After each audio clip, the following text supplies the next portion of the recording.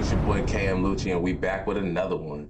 It's a movie called Night Shift. It's a horror film, a suspenseful thriller. It's about a girl that basically get a night shift job working at a creepy ass hotel, motel, Holiday Inn, and that motherfucker haunted. So we about to tap in and tune in. If you're new to the channel, go ahead and subscribe, man. Hit that notification bell so you can go ahead and see every time I drop some new. Let's tap in and enjoy the show. Right, here we go. The film opens with a young woman named Gwen Taylor driving toward a motel called the All Tucked. She looks rushed behind the wheel, knowing she's already late for her part-time job at the motel. The owner, Teddy Miles, had given Gwen an opportunity to work there, paying her cash at the end of each day.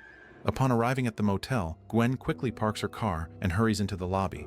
To her surprise, the lobby is completely empty. Uh-oh. Hello? Got the Yogi Bear. Feeling Honey uneasy, Boo she Boo. decides to walk around the motel, hoping to find Teddy. Eventually, she notices that the door to room 18 is slightly ajar. Out of curiosity, Gwen steps inside, only to find the room empty. Just as she turns back toward the lobby, Teddy suddenly appears, having just finished cleaning one of the rooms. Gwen apologizes for arriving late, and the two finally introduce themselves in person, since they had only spoken over the phone. I know y'all done seen him before. I done seen him in hella shit. I think he used to be the old State Farm dude before they got that new light-skinned brother for the State Farm insurance commercials and shit. I believe he used to be the one before. But he been in a couple movies too. He's pretty funny. I just don't know what his name Teddy is. thanks her for coming at the perfect time. Yeah. He's about to head out on a date with his new girlfriend, and he needs someone to watch the motel while he's gone. Gwen's presence will be a big help. Normally, Teddy's friend Carmen would take the night shift, but she had to take some time off because her child is seriously ill. As Gwen and Teddy talk, a mounted bear head suddenly falls from the wall on its own, startling Gwen.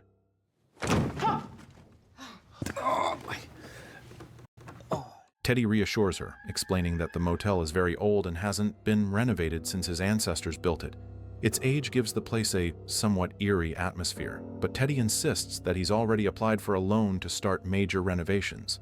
He's carefully planned how the motel will be rebuilt. Teddy then gives Gwen a tour of the motel, showing her each room and explaining her duties for the night shift. Every room comes with standard amenities, a spacious bed, a TV, and a mini fridge for guests' comfort. The nightly rate is $91, except for room 13, which costs only $45 due to local superstitions about the unlucky number. Teddy asks Gwen to clean room 8, since he hadn't tell me, y'all gotta tell me. Leave it in the comments. Y'all rocking with that? If you was out, you know what I'm saying, bent. You know what I'm talking about? Like, I'm not driving no more. And you found this hotel, motel, Holiday Inn. And they telling you like, oh yeah, we got all the rooms booked. But we got our last room, room 13. And it's half off, $45. Due to the superstition of the little room. You gonna take it? I'm not gonna cap with you. Me, I'll be like, fuck it. I'm only gonna be here for like 10 to 12 hours, so I'm gonna do it. You know what I mean? I'll do it. Pay the half off. You know what I'm saying? Sleep with the windows open. So in case of weird shit happen, you can hear a nigga yell. You feel me? Yeah, I'm all for it, bro. I'll bust through that shit. I wouldn't even trip. Time to tidy it up after the previous guest checked out. He then brings Gwen to the supply room, stocked with clean towels, toiletries, and cleaning equipment. Teddy warns her to always wedge the door open with a brick, since it can only be unlocked from the outside. Right. Room. Oh, don't forget. Fuse box right over here. Linens are kept up here. Towels down. As they continue their walk, Gwen notices an abandoned swimming pool. Teddy explains that it's currently out of use because of a leak he hasn't had time to repair. On the phone with. That's the portal right there. That's the portal. We're gonna be going back to this abandoned pool towards the end of the movie. I can guarantee that. Trying to get them to close. When he realizes Gwen hasn't eaten dinner, he hands her some cash so she can order food. Before Teddy leaves, Gwen expresses her concern about being alone at night. As a woman on her own, she worries about her safety in case something bad happens. And it's regular state law. That's like in California, I know that's a regular state law. If a female, basically if a female is working nighttime or overnight, when it gets to a certain time, she is not allowed to work by herself, just due to the fact that niggas be robbing shit, bro. And you feel me? You can't have the female captive as by herself or anything. That's like the weakest link. You know what I'm saying? So She that's asks actually Teddy state laws whether and he shit. keeps a weapon on the premises for protection. Teddy reassures her that in all his years running the motel, there has never been a single crime there. The He janky. He janky. motel is Teddy equipped with janky. CCTV cameras to monitor the area, and Teddy if janky. Gwen ever feels threatened, there's an axe near the vending machine outside that she can use to defend herself. In case of an emergency, Teddy instructs her to call He telling him her or the whatever to police. just work there. With that, Teddy promises to return to the motel at exactly 7 a.m. the next morning. I don't trust nothing he got going on. That nigga might not even come back at 7 a.m. You know what I'm saying? I feel like he's setting her up for failure. He telling her anything and everything that she want to hear, got to hear to make sure that she's going to work that night. Now, the last person that worked there, she might not be just taking the night off because her kid's sick or whatever. That bitch might either be dead or she just not working there no more and he not telling her the truth. You know what I'm saying? Straight up. Ooh, it's chilly tonight. After Teddy leaves, Gwen notices the shadow of a woman emerging from the direction of room 6. Curious, she quickly checks the front desk records to see who was staying there. The guest turns out to be a woman named Alice Marsh. Without hesitation, Gwen walks over to room 6 to ask if Alice needs anything. When asked, Alice remains silent, giving no response. Gwen tells her that if she needs anything, she can always call for help. Just as Gwen turns to leave, she notices Alice's fingers, stained red. This unsettles Gwen, making her suspect that Alice might be hiding something. Trying to shake off the unease, Gwen returns to the lobby to start cleaning room 8, as Teddy had instructed. But before heading there, her eyes catch sight of an old green car creeping past the motel at an unusually slow speed. Get over there roaming that hotel looking for that little Asian lady. You seen a little Asian lady running around here by chance? Though disturbed, Gwen decides to ignore it and focus on her What? task. After finishing up in room 8, Gwen spots a little girl wandering into the lobby. But when she approaches, the child is suddenly gone, nowhere to be found. Confused, Gwen walks around the area, but only hears a news broadcast from the TV, a warning about a serial killer who escaped from prison 2 nights ago, on Wednesday. Authorities urge residents to remain cautious.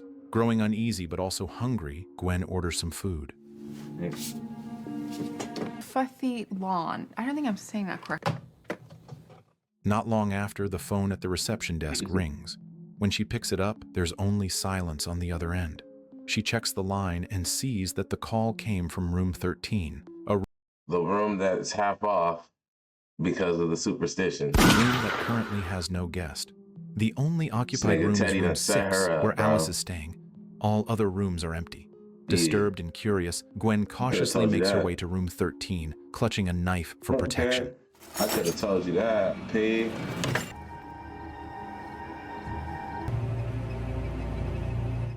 Inside, the lights refuse to turn on, except in the bathroom.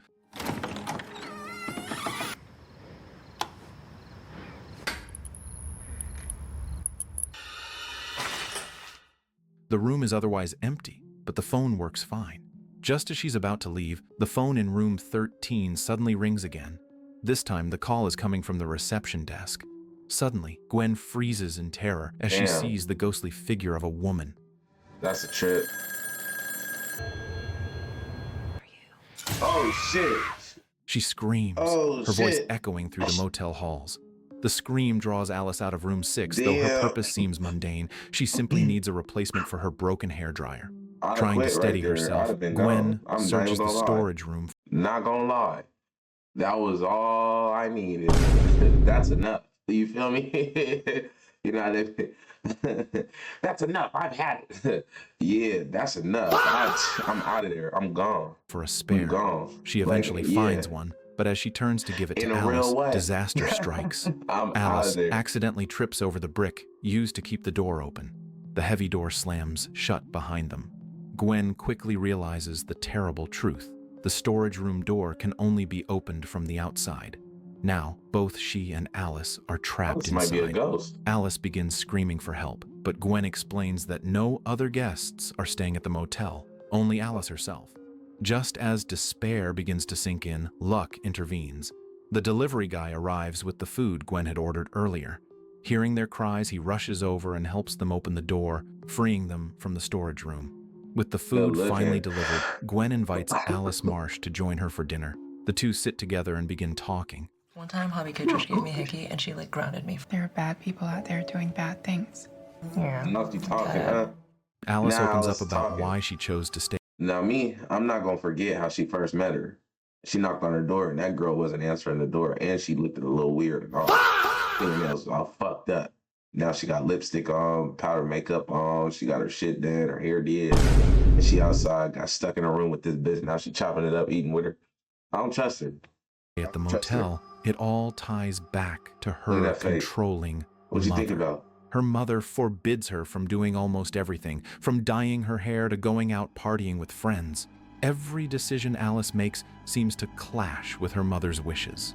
She also explains the red stain on her fingers that Gwen had noticed earlier. Yeah, what was It that? came from her attempt to dye her hair. Feeling Oh. suffocated by her mother's restrictions, Alice decided to run away from home. Gwen listens and tries to empathize, but she suggests that Alice's mother's strictness may come from love, a way to protect her from harm. Gwen shares her own story. Her mother was just as strict, Bullshit. always controlling her choices. Yet Gwen eventually understood it was her mother's way of protecting her. Sadly, Gwen's mother passed away years ago, leaving her with a deep sense of loss. Because of this, Gwen advises Yeah, this bitch is talking about. So look, I hate that. I hate when people be trying to like relate pain, you know what I'm saying, or relate trauma and shit. Like, nigga, we ain't finna have no conversation or a competition on whose life was more fucked up growing up. You know what I'm saying? Like, that shit is hella played out, bro. That shit is not. That shit ain't. That's hella out, bro. It's hella out. That shit ain't never been in. You know what I'm saying? This definitely is just a filler in. I hope that there's some information that we learning from this that's gonna help us depict what's going on throughout this movie. But if not, man, it's just a filler in and shit of trauma and shit like that. I ain't trying to hear you talk about how you was crying when you Alice was a to baby. return home and repair her relationship with her mother while there's still time. She warns Alice of the dangers of the outside world, especially for a young woman traveling alone. It's my Right? mom. Yeah, my mom was the same way. I just think you should reconsider what you're Probably trying to reach me now. Later, Gwen steps out to get a drink from the vending machine when she sees the same old green car circling the motel again. Right. Fear creeps over her as the vehicle There go the drives axe. aimlessly around the property. Forgot to ask Teddy about that one, huh? Nervous, Gwen peeks through the window, only to be startled by Alice's sudden appearance. I'm gonna go and try this out on my phone, see if I can. Exhausted, Alice says she wants to rest in her room. Gwen urges her to lock the door before going to sleep. After tidying up the lobby, Gwen is approached by two unexpected visitors, Warner and a woman named Lucy. They're Here we intrigued go. by the motel's old-fashioned and eerie atmosphere and ask to rent a room, but only for a few hours. Gwen firmly explains that the motel's policy requires guests to book a room for at least a full night. Up in a seedy motel, just like they do in like I could book you into They a just trying to cabin get it for the on. night. the movie. Hey, the girl. It's not about the money, Birdie. Why don't you just take 200? Like I said, it's Oh, damn, bro. You got me fucked up, homie. Oh, you got me fucked up. Oh, bro, you got me fucked up. Don't throw no money at me, man. Ooh, wee. Warner insists, even offering extra money, until Gwen finally agrees and gives him the key to room 2.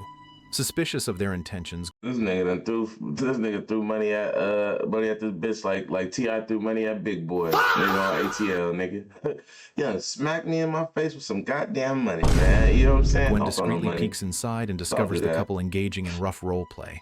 Disturbed, she leaves them be and wanders toward the abandoned swimming pool. There, she notices a strange What did I tell crack you? that looks suspicious, like a hole at the bottom. The railing around the pool is unstable, but Gwen leans closer to get a better look. Suddenly, the railing gives way, sending her tumbling into the pool. Stupid ass. With your stupid ass. As she struggles, Curiosity killed the Gwen cat. Oh, screams shit. in terror. Oh, She shit. sees the ghostly figure of a woman rising from the leaking hole. In a panic, she cries out, just as Alice rushes in to pull her out. Damn. Shaken, Alice demands to know what terrified Gwen so badly. Suspicious, she suggests Gwen may have encountered the infamous spirit said to haunt the motel. Hell Alice then no. shares the dark legend surrounding the All-Tucked. Countless rumors claim the place is cursed, haunted by sinister presences. One of Alice's reasons for staying there was to confront those very rumors and prove whether they were true. Before Gwen can respond, Hold on, you went from running away from your mama because she was hella controlling to a hotel, motel, Holiday Inn so you could prove that it's not haunted and shit. What's your next plan? voices echo from outside. It's Warner and Lucy, already leaving the motel after their brief stay. The sound prompts Gwen to confide in Alice about the green car that keeps circling the area. Her fear deepens as old memories surface. Years ago, a man named Walton Gray murdered Gwen's mother and sisters. Gwen herself narrowly escaped, surviving only by fighting back, while Walton was eventually caught and imprisoned. But her worst nightmare resurfaces. News broke that just 2 days ago, Walton escaped from prison. The realization chills her to the core. The mysterious driver of the green car could very well be Walton Gray, back to finish what he started. After hearing Gwen's story, Alice Marsh suggests that Gwen should call the police immediately to request surveillance around the motel. With Walton Gray having escaped from prison, such precautions are necessary to prevent anything tragic from happening. Alice also decides that following Gwen's earlier advice, she will leave the motel in the morning and return to her mother. You're not gonna make it to the I thought morning. about what you said. Going home in the morning. I want you to stay inside, all right? When Gwen returns to the reception desk, she notices the CCTV monitor showing something slowly approaching her. Holy shit. Shit. To her horror, it is the apparition of a ghostly woman. Terrified, Gwen quickly calls Teddy Miles, telling him she wants to quit the job because the motel is haunted. Teddy strongly denies it, insisting that in all his years managing the motel, he has never seen a ghost. Where is he but at, Gwen though? doesn't believe him. Where the fuck is this nigga at? Hold on. She talking to him on the phone. Where is he at? That ain't no date. The motel, You ain't at he no has date. never You seen outside, a ghost. bro. But Like Gwen you in doesn't the believe desert or him. something. She suspects Teddy is hiding something from He her. hiding something for shit show. Okay, it's just not. You're lying to me. I'm not lying, I swear. And come on now. I am done. Don't do that. left. Don't do that, Gwen. Suddenly, I'm the leaving. desk bell rings, Don't do that, reminding don't do Gwen that. of her Yeah, I'm duty. gone. A man is standing at the counter, asking to rent a room. Though he appears ordinary, his strange behavior makes Gwen uneasy. He pays her cash, and she reluctantly gives him the key to room 8. The man then asks Gwen to escort him to the room. Nervously, Hell nah. she agrees. What? On the way, Gwen notices his car, a dark green vehicle, the same one she had seen circling the motel. The sight confirms her worst fear. This man must be Walton Gray, the murderer of her mother and sisters. Oh, shit. Once inside the room, the man suddenly shuts the door and peers out the window, as if scanning the area. Why did you walk in the room with him? What are you thinking? Gwen seizes the chain. See, it's a little thing it's a little saying that I've always said, and it, for some reason it's become popular today.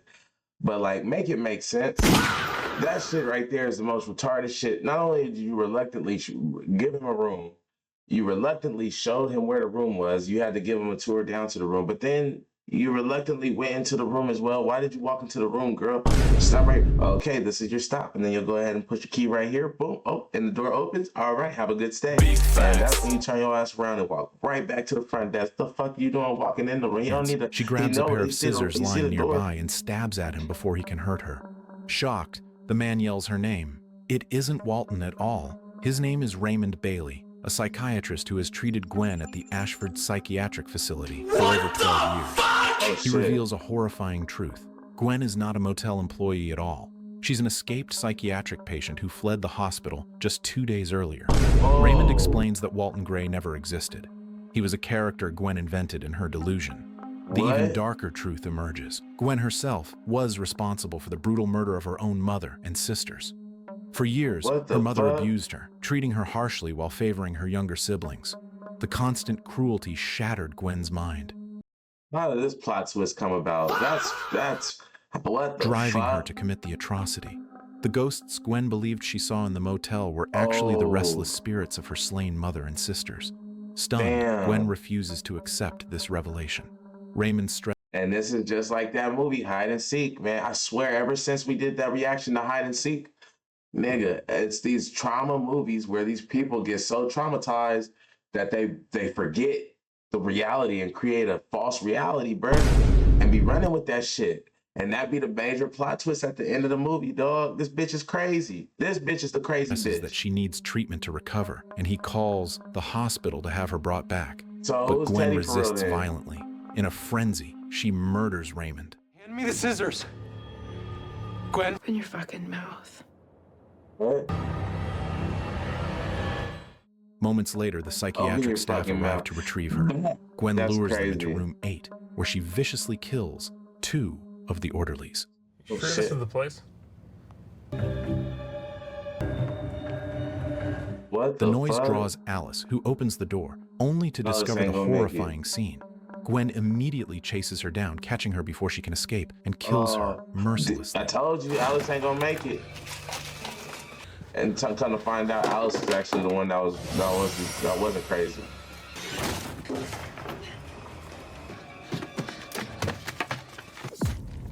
Oh no, got her ass. Look, she looked demented and all that shit. Oh shit. Soon after Teddy returns to the motel, shocked, He he about to finds die bloodstains on the bed in room 8.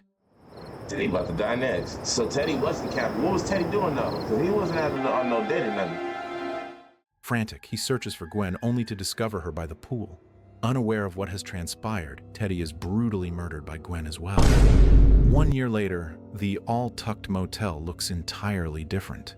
Renovations have transformed it. The pool is restored, the building freshly painted, its eerie air replaced with a welcoming charm.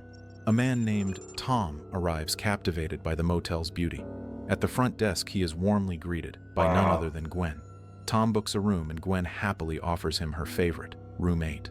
And the story ends. No, that one right there surprised the shit out of me. I'm not gonna lie to you. I did not expect that to be a plot twist involved with this movie. But for some reason, I don't know how I didn't catch it when I was talking about them doing that trauma shit. You know, that's a big thing when they do this trauma shit. Just know that somebody got something going on with them where they fucked up and made a false reality to some shit. That's crazy. The ghost, the whole hotel motel Holiday Inn wasn't even fucking haunted. Wasn't even haunted. Nope. The bitch was crazy, ran from a crazy hospital, got a job, killed the niggas looking for her, returned her back to the crazy hospital. She was a murderer and kept living, kept going on with this shit. That shit crazy, man. So I'm going to give that movie right there a cool little 7 out of 10. I'm going to give it a 7 out of 10 just because it caught me by surprise on the plot twist and made me more interested in the movie. Y'all let me know what y'all think about in the comments. Y'all let me know what y'all think about the movie, man. So just stay tuned in and tapped in, man. Tapped in and tuned in. If you're new to the channel, subscribe and hit the notification bell. You see every time I drop some new